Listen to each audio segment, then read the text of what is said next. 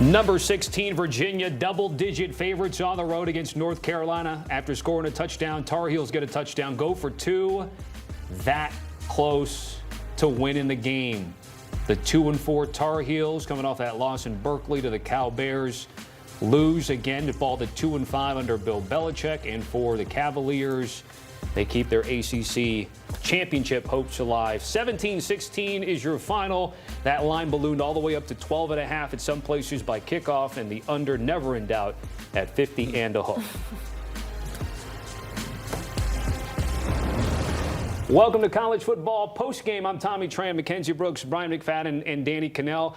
Guys, the quest to go for two and win the game, did you guys have a problem with what the Tar Heels tried to do at the end there? Loved it. I loved it. You know, the execution came up an inch short. They were right there, but it's been a season where, I mean, clearly Virginia was the better team. If you're not the better team, your better chance is going for it when you have one play to potentially win the game. So I like the call there. I think this is a game where, for North Carolina, it showed some fight. I think it's a sign in the right direction. They almost had a game against Cal they could have been in, and they almost won that one.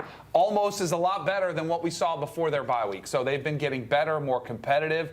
I think if you're a North Carolina fan, clearly this season has been ugly by your standards. But I think we saw Bill Belichick stand at the podium and say, we're making improvements. And a lot of people said, where? I think you're starting to see some of them. So I think you've got to be pretty, not good, but you feel a little bit better if you're a Tar Heel fan. Okay. Yeah. I agree. I think that was the right decision. When you talk about how they scored, you had momentum in your favor. Yeah, let's try to end the football game right now. To Danny's point, they were only in that position because of miscues by Virginia and just unforced errors. Once again, turning the football over. They had opportunity to score in the first quarter, fumbled the football before crossing the goal line, similar to what we saw last week and how they lost the game against Cal. But they were still battle-tested. They fought, and I'm okay. Just the execution. The execution was there. Just finishing the play was the issue. You know what I mean? You were just an inch away from crossing the goal line to ultimately having a signature win for Bill Belichick. Kens, in terms of the ACC, you have pretty much Georgia Tech, Miami, Louisville, and Virginia in the conversation. They escaped with a win, improved to 7-1.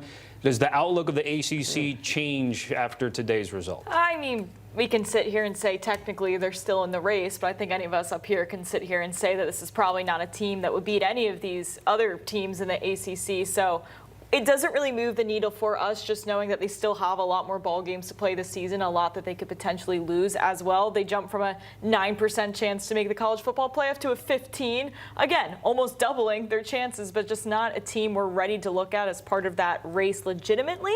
But again, always happy to be proven wrong, but I just don't love the idea that you only beat UNC by a point.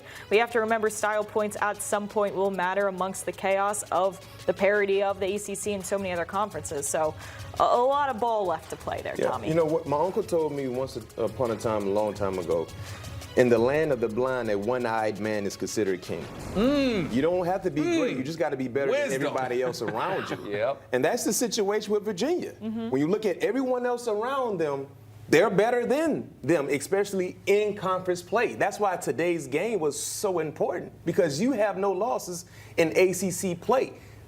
Georgia Tech, SMU, and Virginia, the only three teams that are undefeated currently in ACC play. So Virginia, all they have to do is just win out. You saw their schedule the rest of the way. This was probably that one scare moment that they needed, because they came out to a slow, sluggish start. They went into overtime opportunity. You go on the road next week to Cal. So, yeah, to Kenzie's point, I agree. They're not a dominant national team, but they're just better than everyone else in their neighborhood. Hey, a wise man once told me, never apologize for a win. No question. You know, I mean, it's because it's a lot better than the alternative. If that two-point conversion had been successful, then you're thinking, oh, man, there goes our whole season.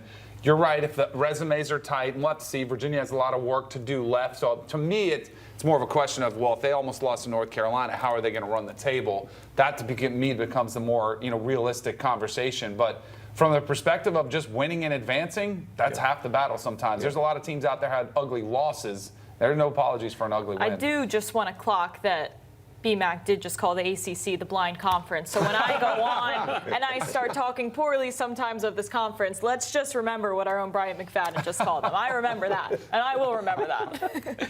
And with that as it stands, 5-1 at FanDuel for UVA to win the ACC. All right, guys, great conversation on a close game out there in Chapel Hill between UVA and UNC.